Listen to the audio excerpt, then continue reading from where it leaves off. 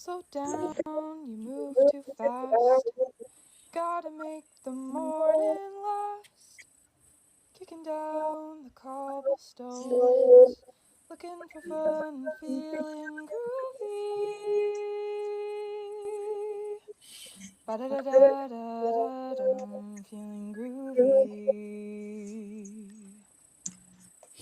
Well, good morning, everybody. I don't know about you girls, but I'm hearing something in the background. Did you hear something in the background in the music? We're coming back after a couple of months off, and I'm so glad to be here. And the rest of us are glad to be here too. But welcome, welcome, welcome, everyone. This is episode 113 of Meeting on the Bridge. And we have a great guest today. But before we start and introduce Robbie, Sandy, what's our quote for the day?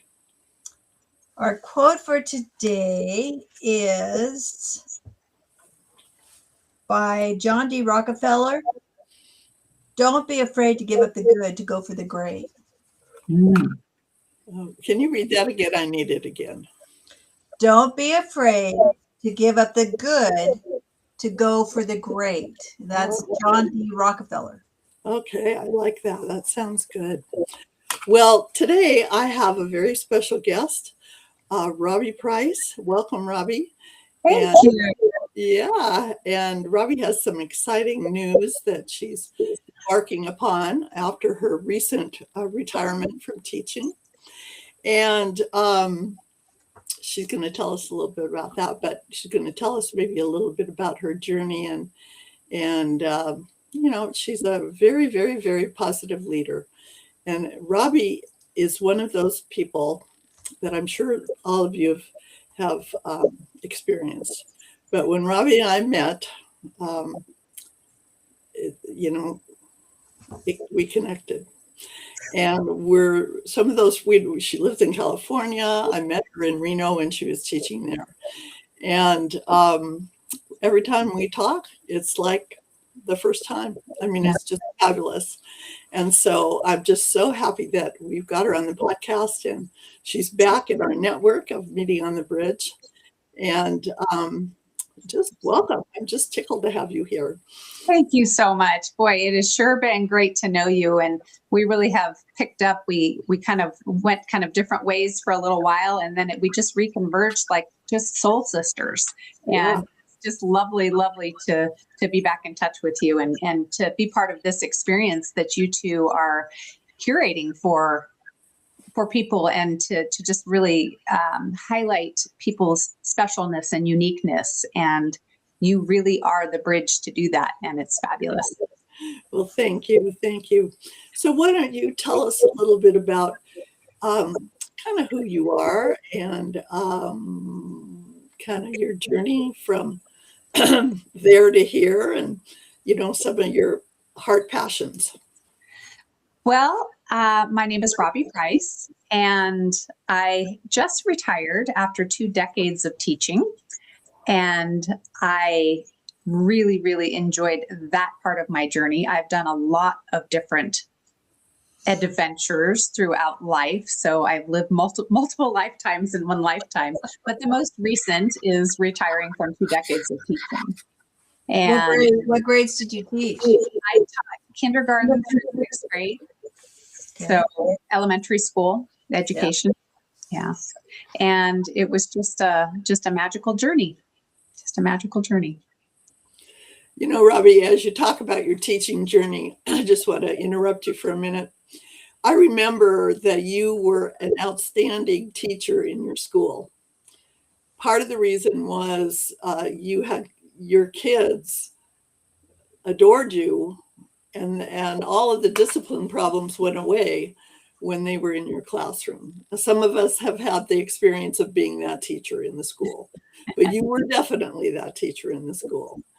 And then I remember too, when we started doing some of the leadership at the school, you were really, really good at facilitation. And, you made people, adults and kids, toe the line. Whatever the norms were, that was what the expectation was. But you did it in a very positive way. you know, and you didn't allow any bullying or bad attitudes. Just tell me a little bit about that. Well, I think for me, I taught the way that I like to be taught. And so the number one thing for me is building relationships. And I think that that was maybe where my forte lies in general, is just building relationships with people, connecting with people, whether it be children or adults. And I treated them as little souls that I recognized and honored for their being here, and then trying to get them to work together and build bridges, as you are doing, I think is just really key when it comes to having a successful classroom of any type or working with any type of group dynamic. Right. And so for me, building relationships was the number one most important thing to create comfort and safety for the students so that they could explore their curiosity. Absolutely. Well, you did bring it out in them. And I remember all the people at your school loved working with you too. I love the Parker Palmer quote that says, know your students well. Yes. And that's really the key to having, you know, not only good individual relationships, but good team relationships. Yeah, definitely. So, so you taught. Any other leadership experiences you had as you were teaching? As I was teaching? Yeah, just within those 20 years, or you could be outside too. Well, as far as leadership experiences, I did a lot of staff development at one point. I was teaching some different things to the staff as we were working together. We really had a nice team built staff. So instead of bringing in outside educators for the staff, we worked within and found the strengths that each person had. So I had that opportunity to do that. I also, up here in California, when I came up here, we did a lot of fundraising. And that was really critical for art, music, and PE programs. So we had a program called Saber Amador. And my husband and I, actually, he was the auctioneer. And so I would help out with those events. So, you know, there were leadership opportunities within leadership opportunities. And so I would say those are a couple that stand out to me. So talking about qualities of leadership, I'm hunching that courage might be one of your traits. Feel the fear and do it anyway. Yeah. Yeah, I mean, it might be one of my traits. I think that I'm willing to take risk, and that is something that not everybody does, but I am willing to do that because what's the worst that can happen, right? Right. Absolutely. So I think that, so if you equate that with courage and risk taking together, I guess, and I don't mean risk as in jumping off of a bridge with a bungee cord, although I have done similar things. But Yeah. you know, I'm willing to take a step out and just try something. Yeah. So, I consider that courage, and it's sort of probably you've been that way all your life, but you just didn't call it courage. Because even the fact that you would step into some of those opportunities at school to teach and step into situations that looked volatile and clear them up, you know, it was very courageous. Plus, you little airplane pilot, you. That couldn't be courageous at all. So let's continue on. Tell us a little bit more about California and what you started there, and maybe even back before that when you had that in your mind's eye about what you wanted, kind of your visioning. So I ended up in California through a series of synchronistic events, if you will. But the event that stands out as a turning point for me was I was traveling up here, kind of visiting. I actually ended up at one point having a second home in Northern California, just outside of Sacramento. I lived in Reno, Nevada, and I decided to start taking flying lessons. at the local airport here. And so I was flying. I'd met a friend, and we were kind of exploring navigation, I guess would be what we were focusing on this particular day. And he invited me to come on a trip to Southern California with him. And again, we were just really good friends. And we landed in California. We actually ended up meeting my sister and having lunch with her in this little airport in Southern California. And when we took off, we got about 2,500 feet up in the air, and the prop just stopped. Oh, that's not good. We lost our engine. And I had been taking lessons. So I looked over at the pilot next to me. I did a little blessing. I blessed the situation. And then I just thought to myself, he was doing all the emergency checklist, he was going through it. And I thought to myself at that very second, I'm okay with going with this guy. And we were able to declare an emergency. We came in and glided in and made an emergency landing. But that moment in an instant changed my life. And that pilot later became the love of my life and my husband. Okay. And so he was living in Northern California on a ranch that he has had for many, many years. And I moved to this particular ranch and actually had an opportunity to then begin teaching up here. But prior to that, years and years and years before, probably in my 20s, I was in a workshop. And one of the activities in the workshop was to sit down. They played some music and kind of dimmed the lights and gave us a great big piece of chart paper and some crayons. And they asked us to sit on the floor as adults and sketch out our future in our non-dominant hand. And what I had sketched at that time was what ultimately ended up my future here at the ranch. I had sketched rolling hills with grapevines. I had sketched an airplane. This is long before I had ever even considered learning to fly. I had sketched animals and me holding hands with a little stick figure. And it literally is where I live. Oh, wow. Awesome. So that really led me, I think, put me on this path. Again, synchronistic events, one after another, that put me on my path to where I am now, and kind of is now the launch point for where I'm going with, this next phase of my life.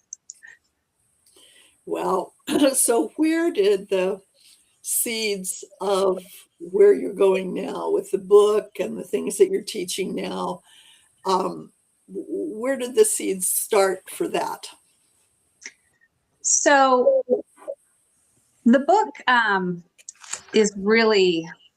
was inspired. Well, it's inspired by my life on the ranch, first of all. So that it's through my lived experience on the ranch. But the seeds of it began when I was about 16 years old, just after my father had passed away.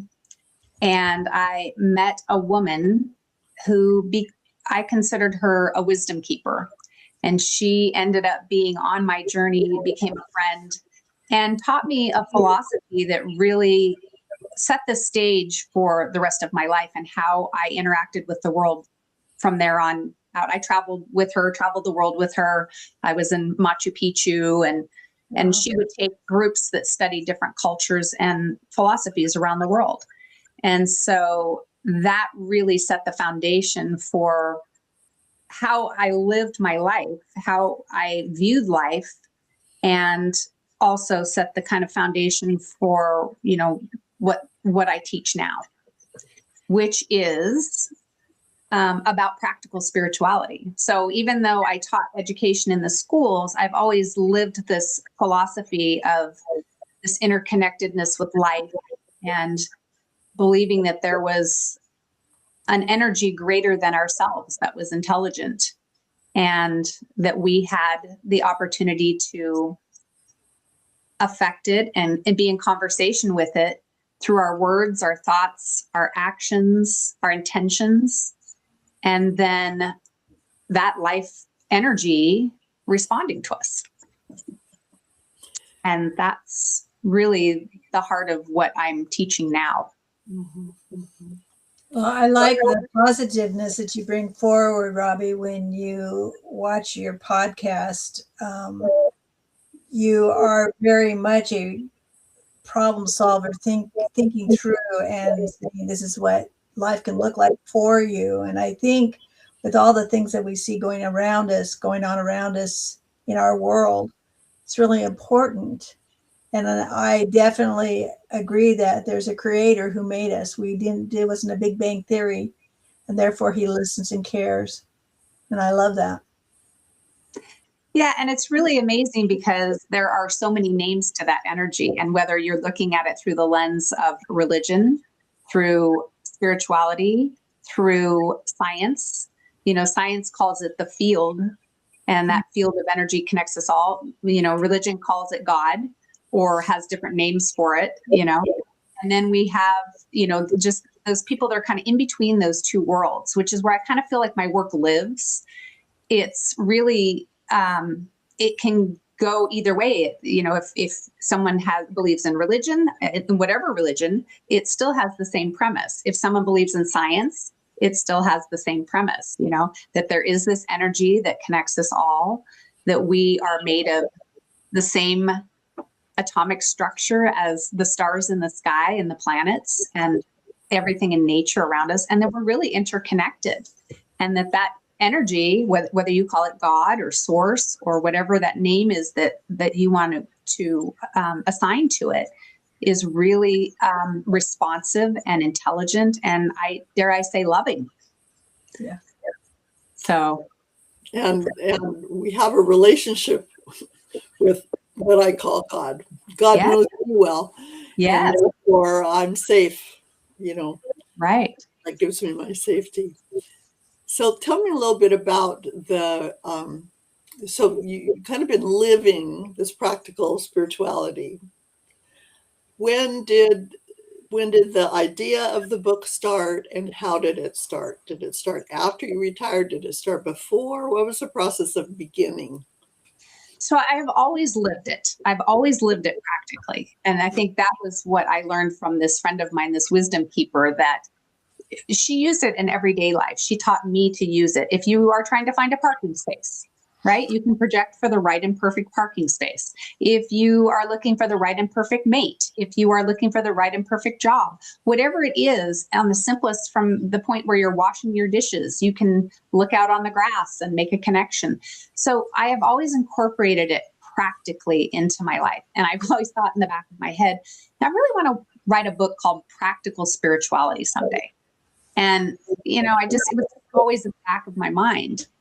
When I retired and had the opportunity to really slow down and start to spend even more time in nature, we have a 125-acre ranch here in Northern California, and we have rescued animals. We have horses, we have lambs, we have border collies, we have a cat, we have ducks, we have geese. And as I spent more time with them, I began to all of a sudden see these connections of the cycles and the seasons. And it's like all of a sudden, the animals had a lesson to teach me. I began to start to think of what I was living in the form of metaphor. And so that's really how this book was born. It was just this opportunity. It's called The Ranch Mystic's Guide to Practical Spirituality: How to Consciously Create a Life You Love. And I wanted to take the principles that I have lived with over all of these years. And for me, I have distilled them into 12 principles. That is the framework for how people can really consciously create a life they love.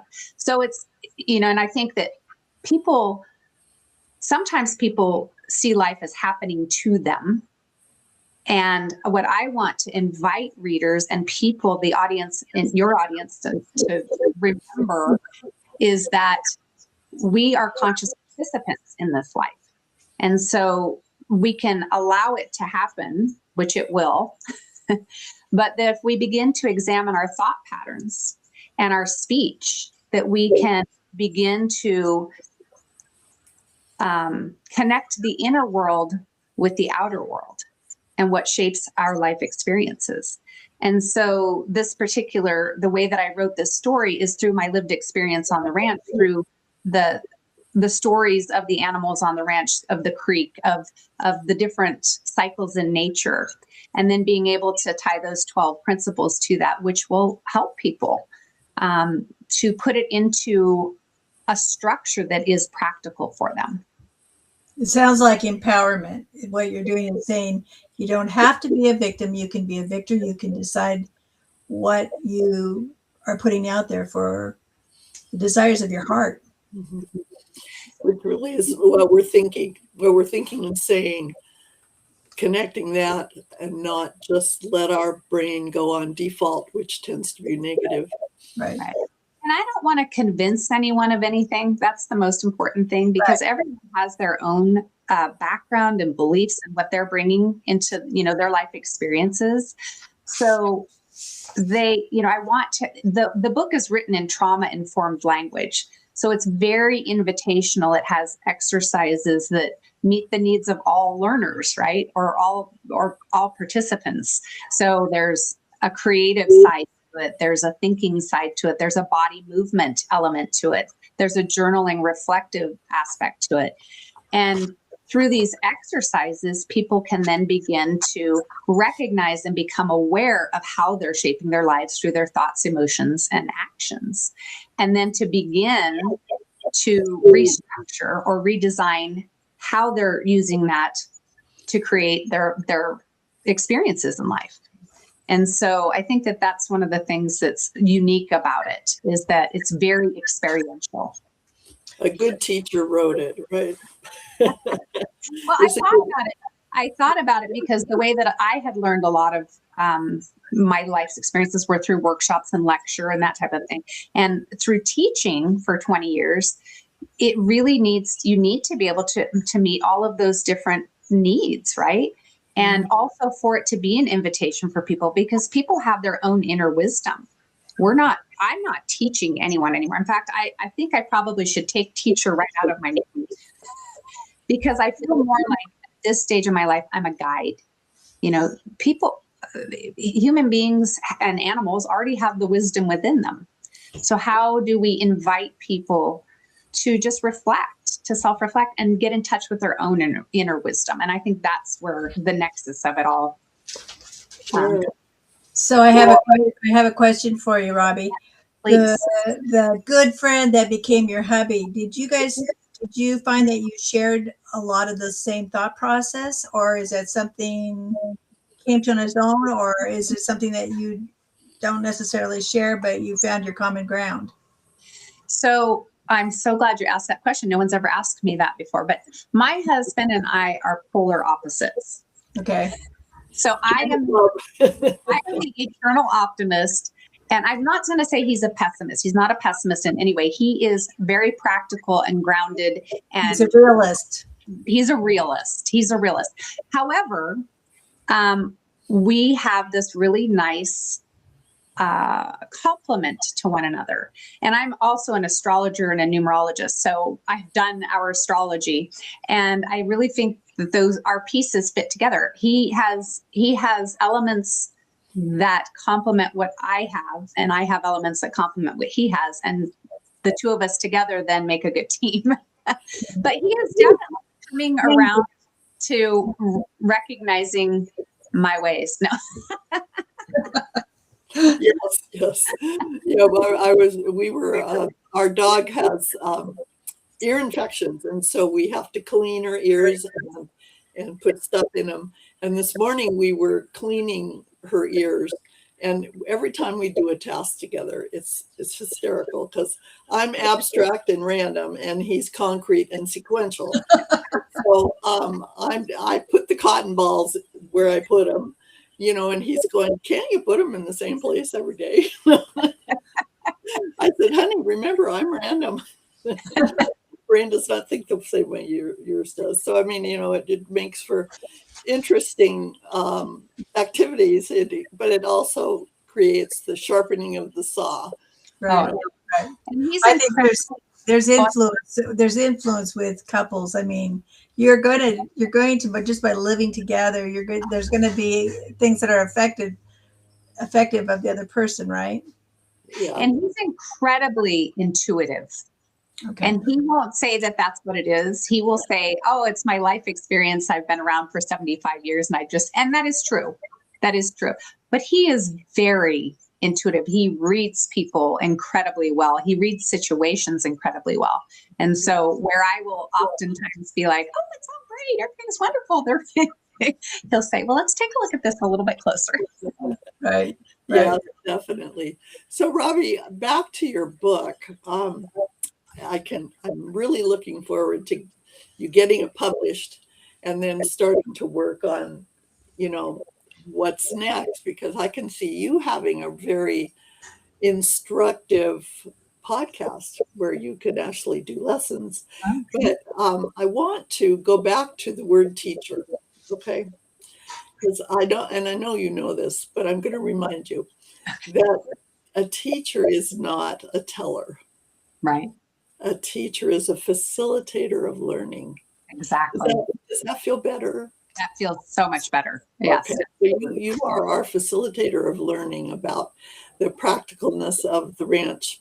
Yeah. Can you tell us, you told me a story, I think it was last week, about muddy boots.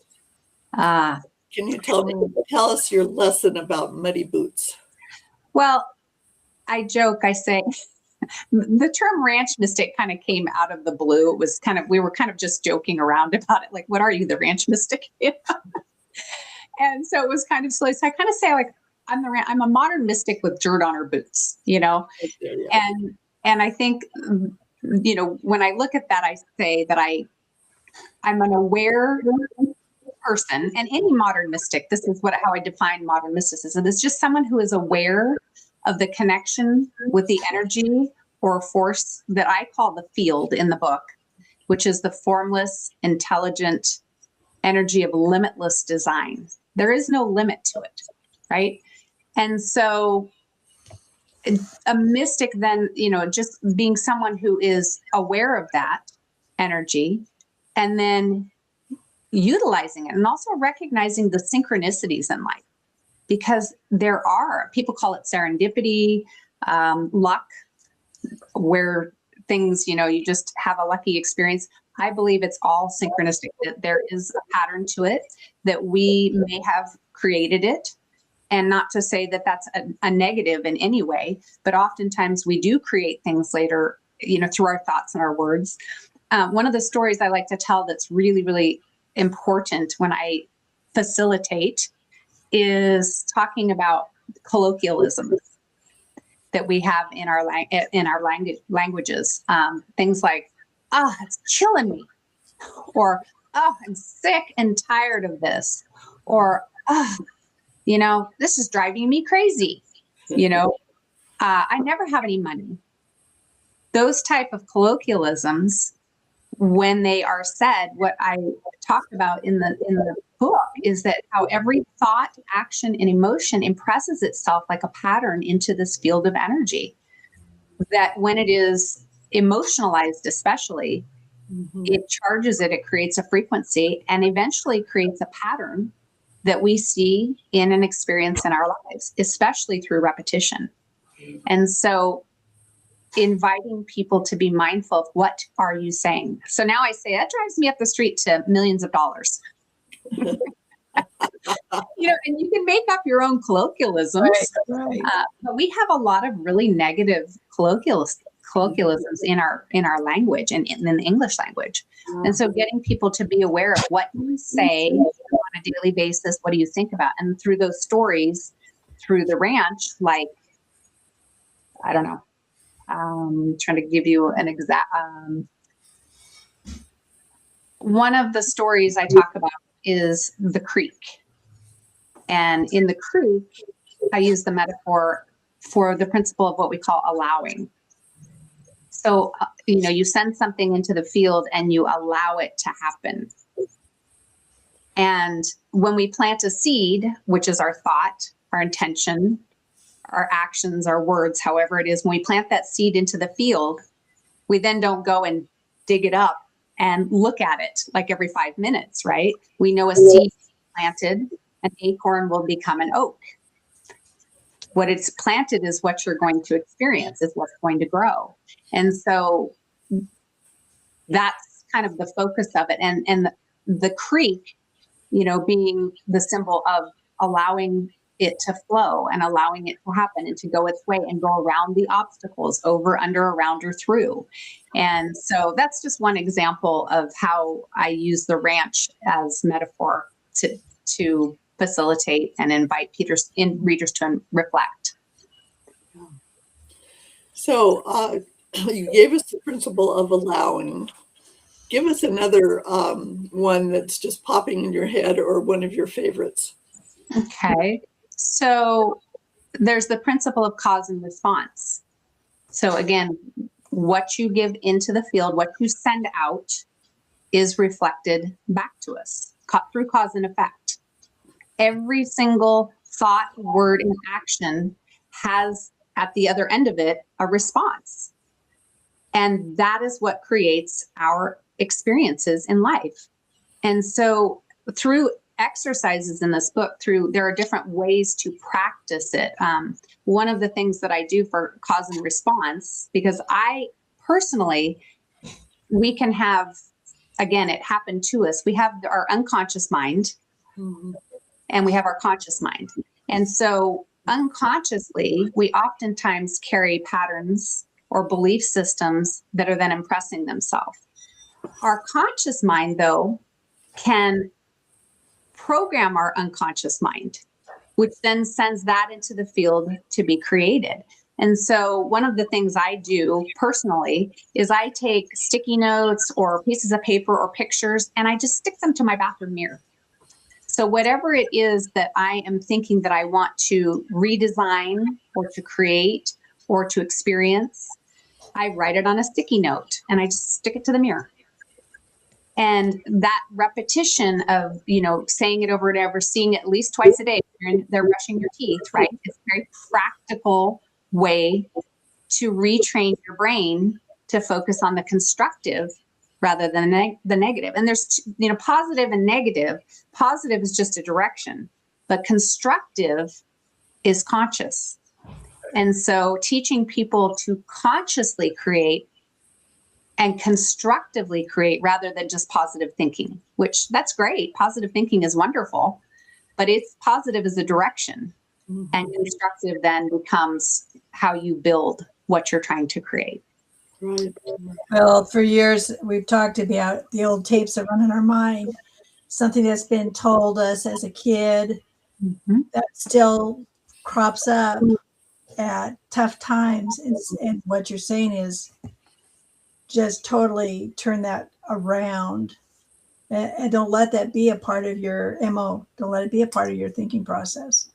And that's easier said than done sometimes, especially when it's things that come back from our childhood, because we all know how that's impactful to us as a kid, especially if it's your parents or somebody close to you.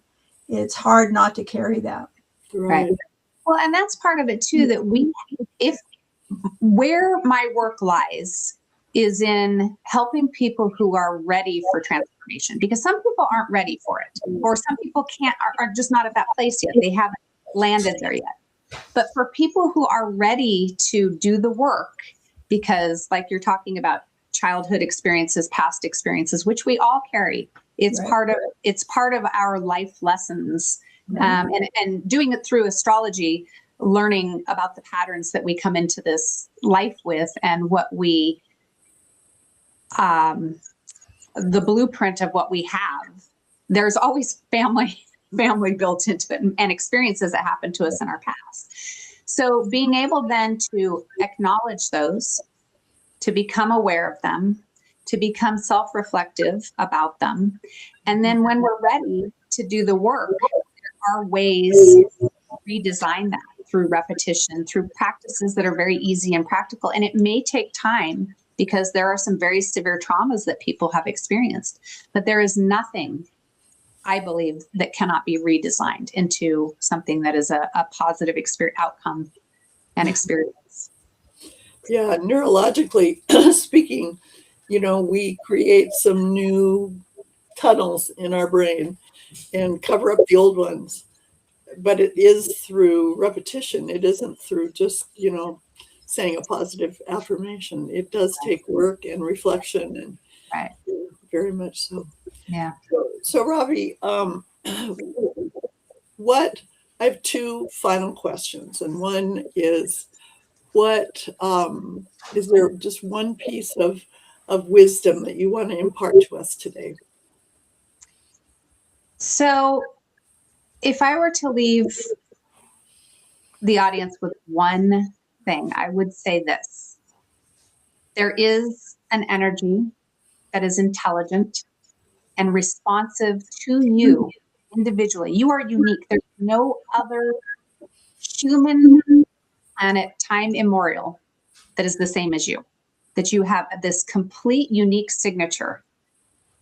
And that by becoming aware of this connection and then understanding that you are in constant conversation with this intelligent design, and then taking that opportunity to ask for what you want, to say what you want, and to be able to consciously create a life you love. And do that through, that mindfulness, by being aware, by being conscientious of it, and don't have any limitations. There are no limitations to it, right? Okay, right. So, final question.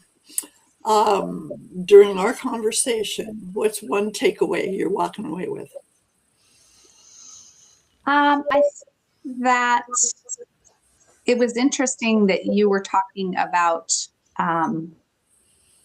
going back into past experiences and what those seeds are that lead someone to something, not just for me, but having that opportunity, you asking those questions of self-reflection. What led you to this?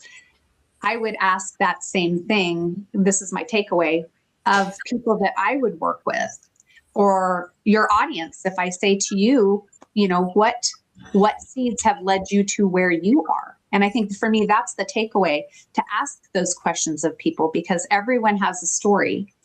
And Sandy, what you said, people are coming from these different backgrounds and these experiences, some trauma, related, some just experiences in general, right? Positive or negative. And then just asking people, what's your experience? And then what do you want to experience? Because if you don't ask someone, what's your experience and what do you want to experience, then you can't get to the next level, right? So I think that would be my takeaway. Sandy, how about you? It's just a reminder about the interconnectedness of being a human being here. We're all human, and we all have the same basic needs. So you can't just, no matter what country you come from or what kind of culture you come back from, there is the essential need for every human being. And I think it's like you said, Robbie, it should give us an ability or a chance to care about other people, regardless of where they're coming from, because again, we need to be accepted and cared about. And I like the empowerment of being able to make choices by stopping, thinking through the process.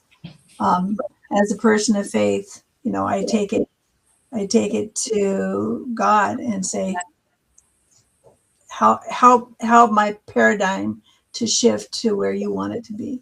Exactly. And that's it. You're asking for it, right? Right. Yeah. So my takeaway is a little out of the box, but talking with Robbie and knowing Sandy and how well she connects with people, she's a super connector.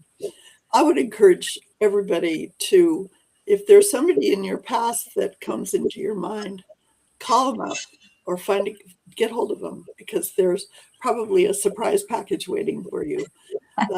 That connection was probably not just you. Don't think you made it up, but make contact with that person today or sometime soon, because it's worth it. It'll bless the other person and it will also bless you. Yeah. So, Robbie, we want you to kind of hang on while I close the recording. We'll talk. Okay.